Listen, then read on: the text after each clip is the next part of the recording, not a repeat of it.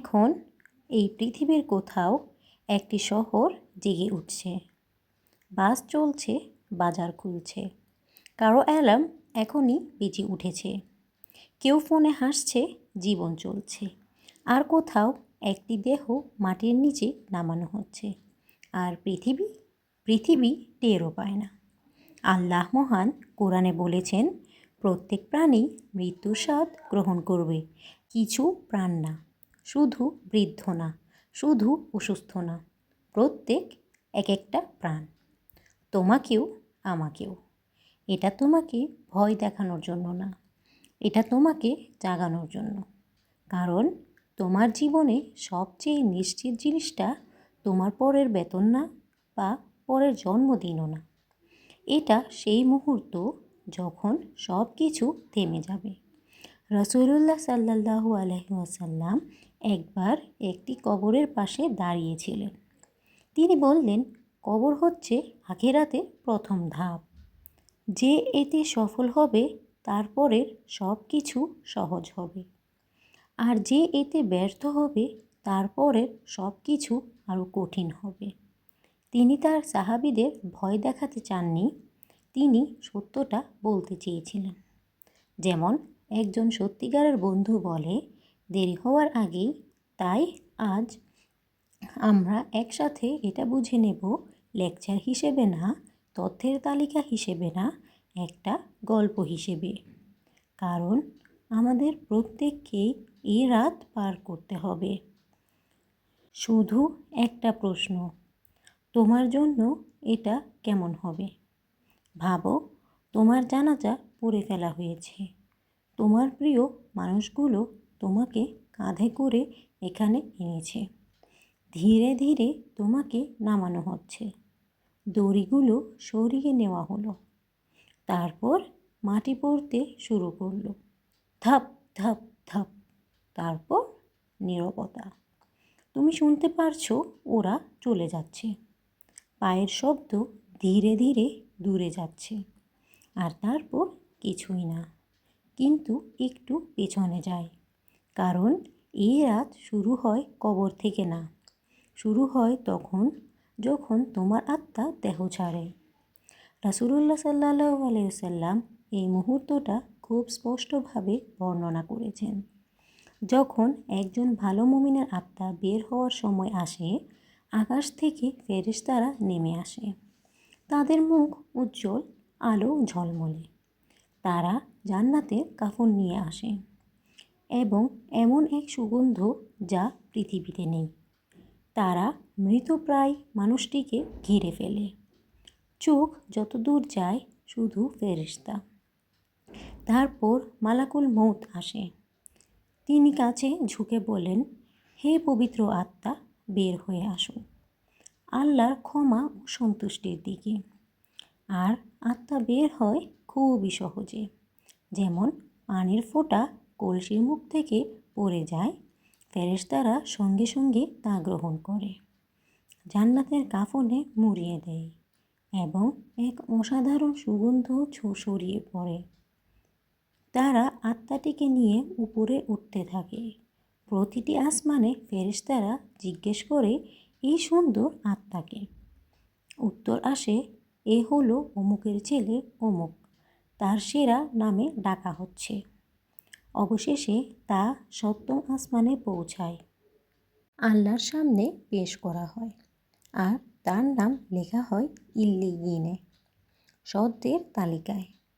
কোরআনে বলা হয়েছে, নিশ্চয়ই সৎকর্মশীলরা ইল্লিয়িনে থাকবে।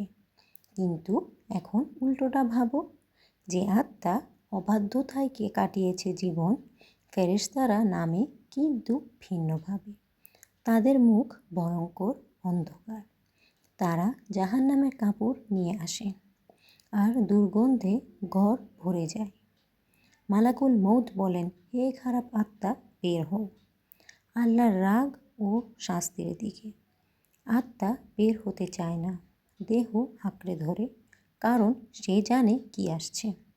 তাই তা টেনে বের করা হয়, যেন কাঁটাযুক্ত ডাল উলের ভেতর থেকে টানা হচ্ছে। ব্যথা, ছিঁড়ে যাওয়া কষ্ট। তারপর তাকে জাহান্নামের কাপড়ে মুড়িয়ে দেওয়া হয়। দুর্গন্ধ অসহ্য। উপরে নেওয়ার সময় ফেরেশতারা মুখ ফিরিয়ে নেয়। এটা কোন খারাপের আত্মা? তার নাম লেখা হয় সিজ্জিনে। তারপর তাকে ফিরিয়ে দেওয়া হয় দেহে কবরের জন্য। দাফন শেষ, মানুষ চলে যাচ্ছে। রাসূল সাল্লাল্লাহু আলাইহি ওয়াসাল্লাম বলেছেন, মানুষ যখন কবর থেকে ফিরে যায়, মৃত ব্যক্তি তাদের জুতার শব্দ শুনতে পায়। সে শুনতে পায় কবরের ভেতরের মানুষ জেগে থাকে। বদরের যুদ্ধের পর রাসূল সাল্লাল্লাহু আলাইহি ওয়াসাল্লাম মৃতদের ডেকে বলেছিলেন, তোমরা কি তোমাদের প্রতিশ্রুতি সত্য পেয়েছ? সাহাবারা অবাক হয়েছিল। তিনি বললেন, তারা তোমাদের চেয়েও ভালো শুনতে পায়, কিন্তু উত্তর দিতে পারে না। ভাবো এটা, অন্ধকার, মাটি, একা। তোমার টাকা নেই, তোমার কাজ নেই, তোমার অনুসারীরা নেই। শুধু একটাই জিনিস আছে, তোমার আমল। ভালো মানুষের কাছে তার আমল সুন্দর রূপে আসে। সে জিজ্ঞেস করে, তুমি কে? উত্তর, আমি তোমার ভালো কাজ। খারাপ মানুষের কাছে ভয়ঙ্কর রূপে আসে, আমি তোমার খারাপ কাজ। তারপর আসে দুই ফেরেশতা, মুনকার ও নাকির। প্রশ্ন শুরু হয়, তোমার রব কে? মুমিন বলে, আমার রব আল্লাহ। তোমার ধর্ম কী? মুমিন বলে, ইসলাম। একটি ছবি দেখিয়ে বলে, এই মানুষটি সম্পর্কে তুমি কি বলো? তিনি মুহাম্মদ সাল্লাল্লাহু আলাইহি ওয়াসাল্লাম, আল্লাহর রাসূল। মুমিন এই উত্তরটি দেয়। ফেরেশতারা বলে, তুমি সত্য বলেছ। তারপর জান্নাতের দরজা খোলে, সুগন্ধ আসে, কবর প্রশস্ত হয়। আর তাকে বলা হয়, ঘুমাও নববধূর মতো শান্তিতে। কিন্তু অন্যজন উত্তর দিতে পারে না। সে বলে, আমি জানি না। তাকে বলা হয়, তুমি জানোনি? তার জন্য জাহান্নামের দরজা খোলে, আগুন দেখানো হয় সকাল সন্ধ্যা। আর একটি বিষয়, কবর চাপ দেবে সবাইকে। সাদ ইবনে মুআজ রাদিয়াল্লাহু এত মহান মানুষও চাপ পেয়েছিলেন, তবে মুক্তি পেয়েছিলেন। মুমিনের জন্য এটা মায়ের আলিঙ্গনের মতো, কিন্তু পাপীর জন্য কষ্ট। ওসমান রাদিয়াল্লাহু কবর দেখে কাঁদতেন, কারণ এটি আখিরাতের প্রথম ধাপ। এই প্রশ্নগুলো মুখস্থ করে উত্তর দেওয়া যাবে না, এগুলো জীবন দিয়ে প্রমাণ করতে হয়। কবরের পর বারজাখ, পুনরুত্থান পর্যন্ত এক অবস্থা। মুমিনের জন্য শান্ত ঘুমের মতো, অন্যদের জন্য কষ্ট। তুমি এখনও বেঁচে আছো, এখনও সময় আছে। রাসূল সাল্লাল্লাহু আলাইহি ওয়াসাল্লাম বলেছেন, 5টি জিনিসের আগে 5টি কাজে লাগাও। সূরা মুলক প্রতি রাতে পড়ো, এটা কবরের আযাব থেকে রক্ষা করে। নামাজ ঠিক রাখো, গুনাহ থেকে বাঁচো। আর যদি তোমার প্রিয় কেউ কবরের ভেতর থাকে, তোমার দোয়া তাদের কাছে পৌঁছায়। কবর জিয়ারত করো, মৃত্যু মনে রাখার জন্য। আজ পৃথিবী চলছে, কিন্তু কোথাও একজনের প্রথম রাত কবরের ভেতর।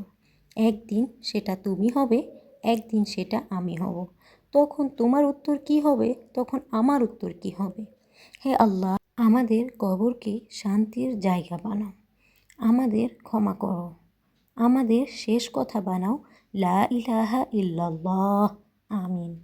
যদি এটা তোমার হৃদয় ছুঁয়ে যায়, আজই প্রিয় কাউকে শেয়ার করো।